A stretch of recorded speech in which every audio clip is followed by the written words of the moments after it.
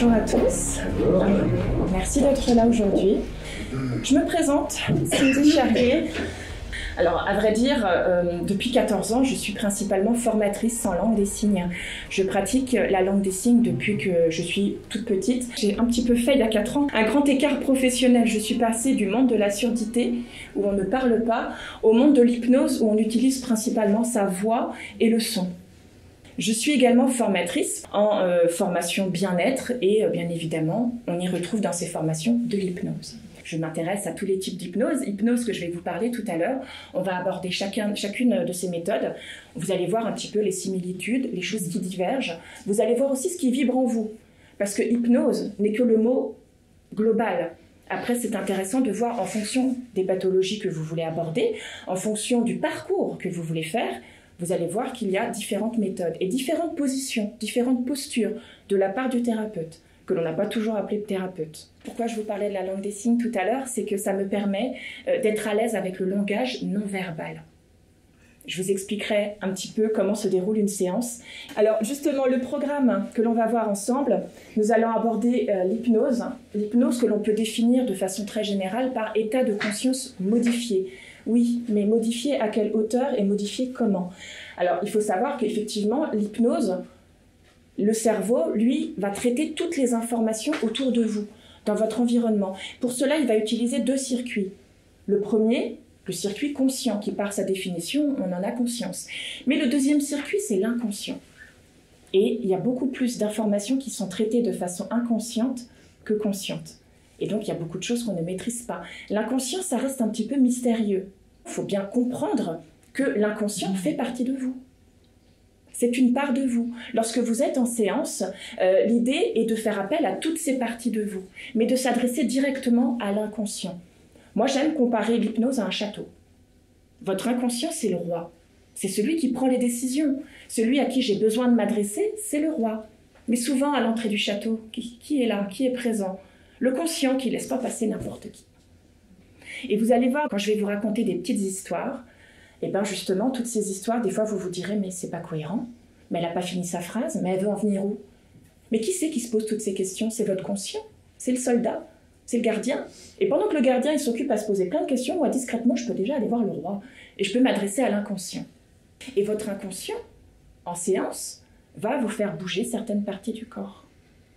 Et là, je peux utiliser le non-verbal, entre autres. Dans ces différents courants d'hypnose qui existent, on va en voir plusieurs.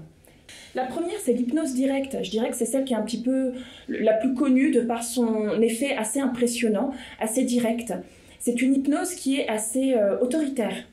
C'est celle que l'on retrouve dans les spectacles, notamment avec Mesmer. La personne est assez directive. Elle va vraiment aller vers vous, vous dire quelques phrases et un peu prendre le contrôle. Voilà.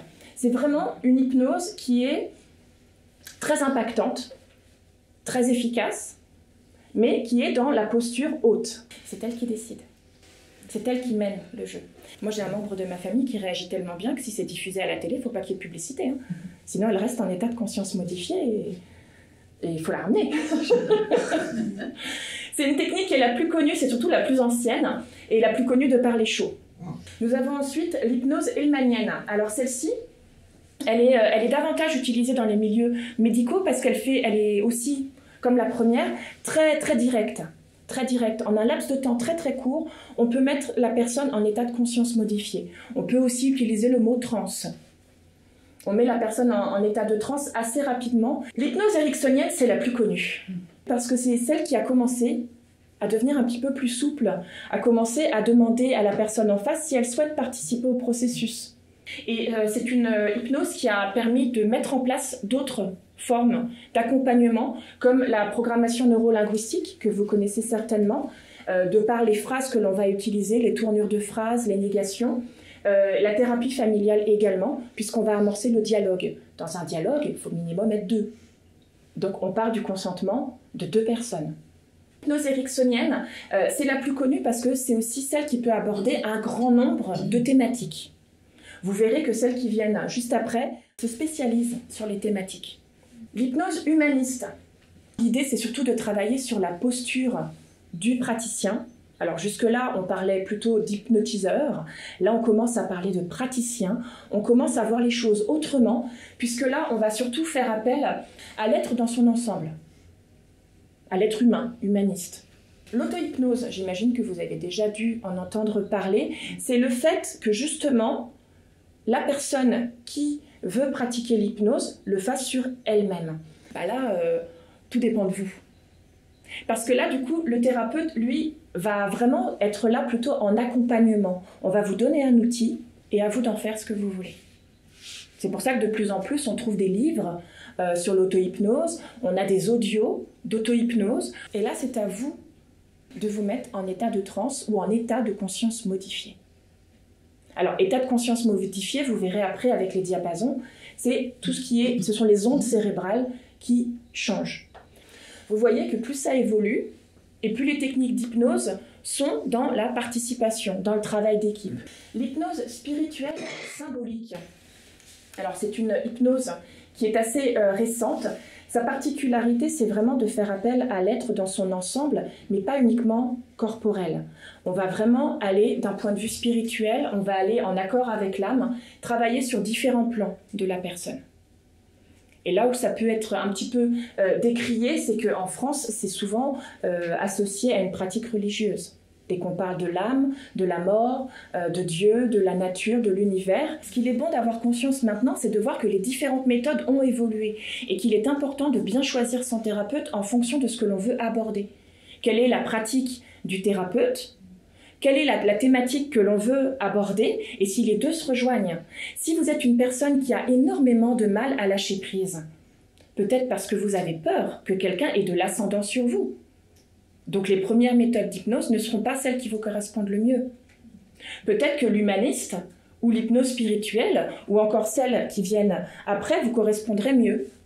L'hypnose hyper-empiria, qu'est-ce que ça peut bien vouloir dire ? L'objectif n'est plus seulement de vous faire visualiser des choses, mais c'est clairement de vous faire partir en voyage. Vous verrez avec la pratique que je vais appliquer avec vous tout à l'heure, qui est l'hypnose sagesse, je vais vous faire partir en voyage. Alors aujourd'hui, nous ferons une séance très très courte. Alors sagesse, ça s'écrit comme ça, parce que Camille Griselin, qui a créé cette technique en 2009, a utilisé la première lettre des prénoms des membres de sa famille. Tout simplement. Et c'est une personne qui a été principalement formée à l'hypnose ericksonienne. Alors, ce qui est plutôt intéressant, c'est de combiner plusieurs techniques. L'hypnose sagesse a été la technique à laquelle je me suis formée. Depuis, vous l'avez compris, j'ai créé ma propre méthode, puisque du coup, j'y associe les diapasons, j'y associe le langage non verbal, j'y associe l'énergétique, puisque je suis psycho-énergéticienne. Et quand vous êtes en séance avec moi, vous êtes en général installé sur le transat, en position de relaxation, puisque le corps n'est pas... Les pieds ne sont pas au sol, vous êtes légèrement surélevé, donc en parfaite position pour lâcher prise. Et en fait, tandis que vous avez les yeux fermés, que vous avez les mains posées, et ben votre corps va me parler, tout simplement. C'est-à-dire qu'au fur et à mesure de la séance, pendant que je vais vous raconter des histoires, votre inconscient, lui, va se manifester d'une façon ou d'une autre, en vous faisant bouger les pieds, en vous faisant bouger les mains, en vous faisant déglutir à certaines de mes questions, parce que je vais m'adresser au roi directement. Mais pendant que je m'adresse au roi, votre gardien, lui, sera toujours là à observer ce qui se passe. Vous gardez une certaine forme de contrôle dans la mesure où si vous avez envie d'ouvrir les yeux, vous pouvez. C'est un accompagnement. C'est un accompagnement. Je vous accompagne durant tout le processus et j'adore la douceur. Voilà, je suis à l'opposé de la technique de Mesmer qui est très autoritaire, qui est très efficace également. Certaines personnes ont besoin de cette technique-là, donc on est content qu'elle existe, mais simplement elle peut ne pas convenir à tout le monde. Alors, l'hypnose sagesse, en quoi ça consiste? Ça consiste à raconter des histoires. Je vous raconte différentes histoires, mais qui sont souvent basées sur l'histoire, le voyage du héros. Est-ce que ça vous parle, le voyage du héros? Oui. C'est le point commun de la plupart des techniques d'hypnose les plus récentes. Alors quand je parle des plus récentes, je parle depuis l'hypnose humaniste. Le voyage du héros, qu'est-ce que c'est? Quand vous regardez un film, c'est là où il y a des rebondissements, c'est là où il y a du suspense, c'est là où le héros va vivre des épreuves, est-ce qu'il va s'en sortir ou pas? C'est un peu aussi un conditionnement que l'on a dans notre quotidien de penser qu'il faut de la difficulté pour être content de s'être relevé de ces difficultés.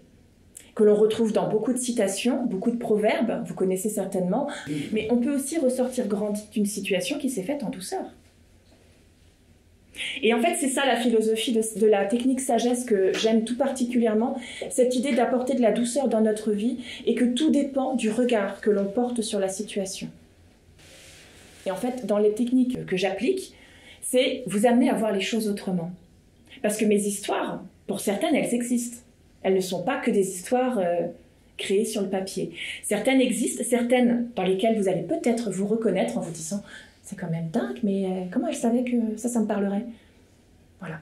Alors l'avantage aussi quand on est dans l'énergétique, c'est qu'il y a des informations qui se présentent. Parfois c'est juste un mot. Ça m'est arrivé lors de fin de séance qu'une personne se réveille, pour ainsi dire, et me dise « oh là là, ce mot-là, qu'est-ce que ça m'a fait du bien ?» Alors moi j'ai préparé toute ma séance, mais c'est ce mot-là qui aurait été l'élément déclencheur. Voilà, il y a toujours une part d'improvisation dans les séances, quand bien même on l'a préparé avec un fil conducteur. Nous avons abordé ensemble les différentes techniques d'hypnose. Là, ce qui va être intéressant, c'est d'aborder les fréquences. Alors, qu'est-ce que c'est que les fréquences ? Une fréquence, c'est surtout la répétition d'un phénomène périodique pendant une unité de temps. Bon, ça c'est la définition. Nous, ce qui nous intéresse surtout, c'est qu'est-ce que l'on peut en faire. L'unité de ces fréquences est souvent utilisée en Hertz. Ah oui, la petite citation de Nikola Tesla, si vous voulez découvrir les secrets de l'univers, pensez en termes d'énergie, de fréquence et de vibration. Quand vous allez voir un thérapeute en hypnose, essayez de vous renseigner, ne serait-ce que par téléphone ou via son site internet, quel est son timbre de voix. Il n'y a rien de plus inconfortable que d'avoir une séance d'hypnose avec une personne dont on ne supporte pas la voix. Ça peut être long. Ou alors ça peut être une technique pour se dire « non, j'accroche pas là, j'accroche pas ». Et pendant qu'on se pose plein de questions, le job il est fait. Aujourd'hui, c'est une bonne façon pour moi de vous faire découvrir le timbre de ma voix qui, tout à l'heure en séance, ne sera pas la même que celle que vous entendez maintenant. Alors, je vous ai listé un petit peu ici les différentes fréquences qui peuvent être bénéfiques parce que vous en donnez la définition, c'est une chose, mais surtout, qu'est-ce qu'on en fait ? L'idée est avant tout de vous parler de ces petits instruments qui sont là. Alors, je vais commencer par les diapasons lestés. Là, ce sont des diapasons lestés.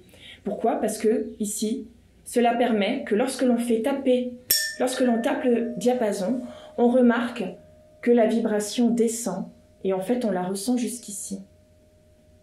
Moi, j'en profite en séance, si vous le souhaitez, pour vous faire des massages au diapason. Alors, comment ça se passe ?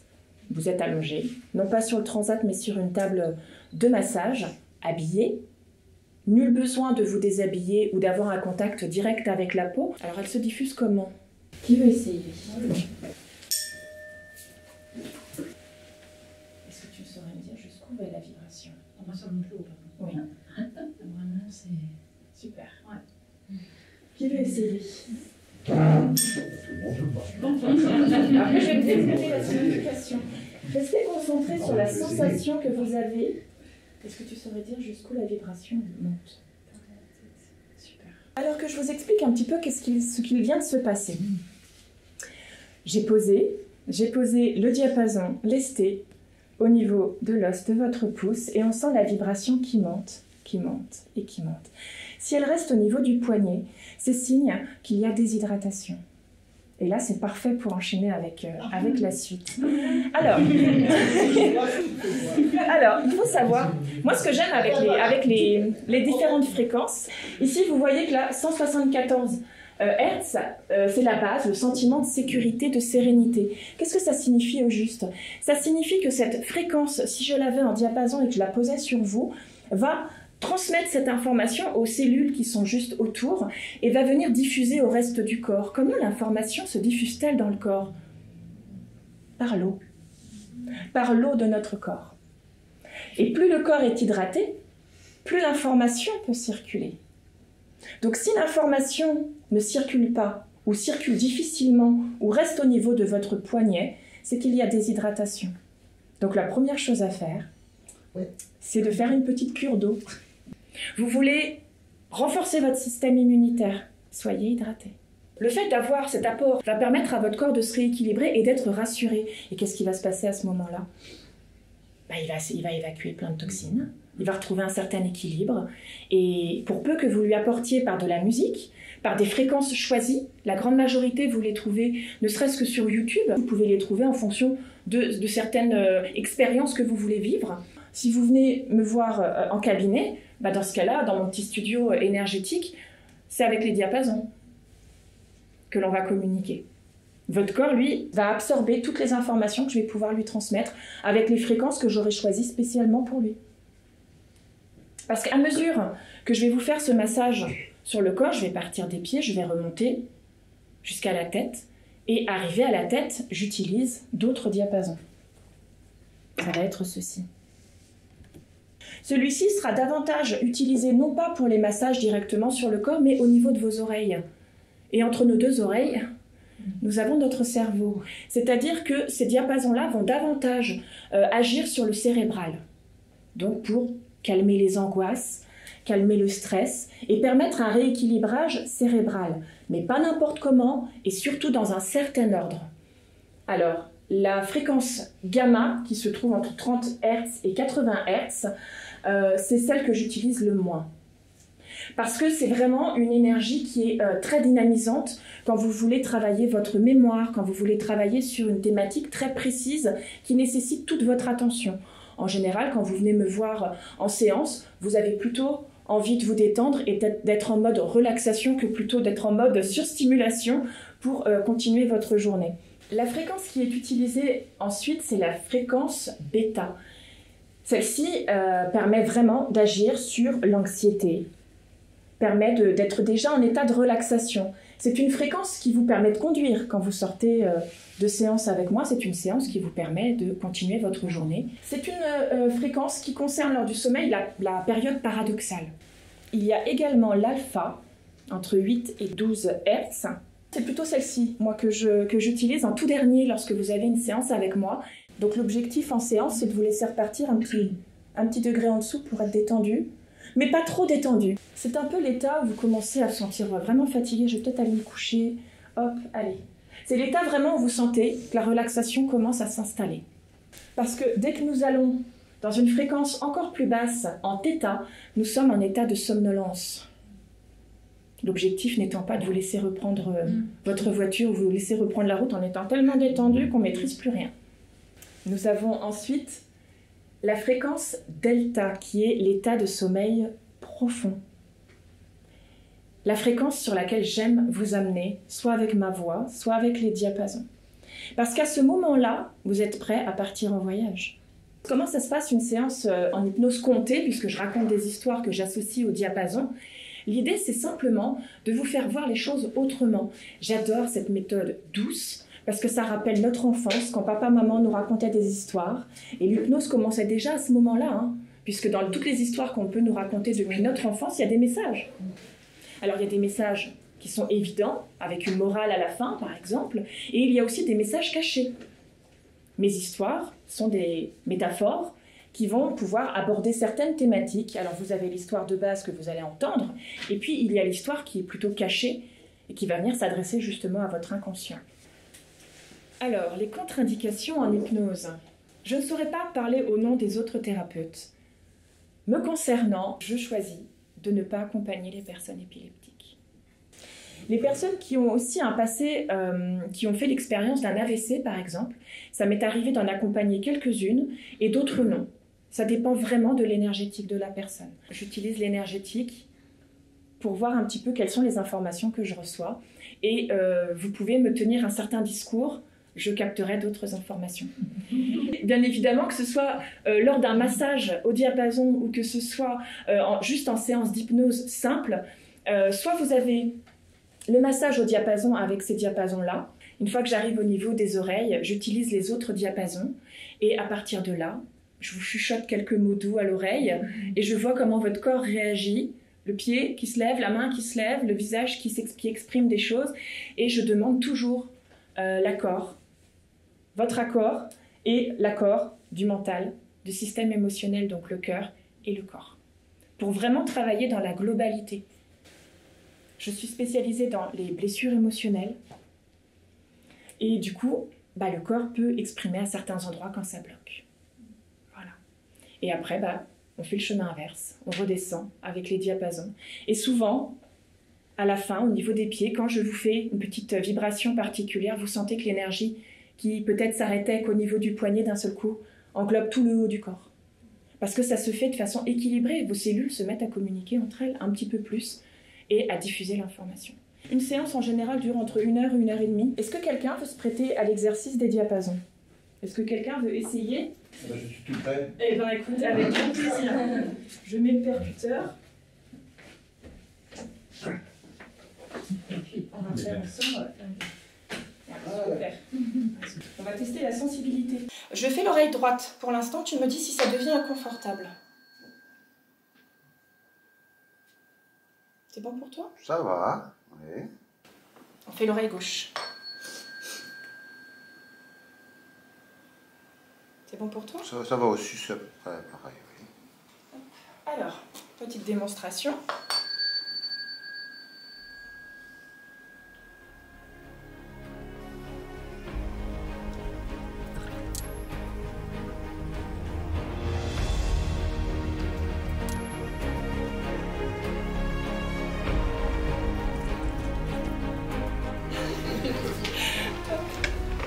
J'ai l'impression d'être tout seul. Pourquoi on oublie qu'on est avec du monde? Parce qu'on décroche le mental. Puisque c'est vraiment au niveau du cérébral que ça joue. Je reste quand même à l'affût de qu'est-ce qui peut se présenter. Hein. Vous m'avez vu, peut-être avec mon regard, je regarde la tête aux pieds. Mais là, c'était ici que ça se jouait, un petit problème respiratoire. Oui, mais c'est vrai en plus. Oui. Je sais. Est-ce que vous voulez vivre une petite séance d'hypnose comptée? Je vous invite à mettre vos 2 pieds au sol. Je vous invite à fermer les yeux. Profitez de ce moment comme un temps suspendu.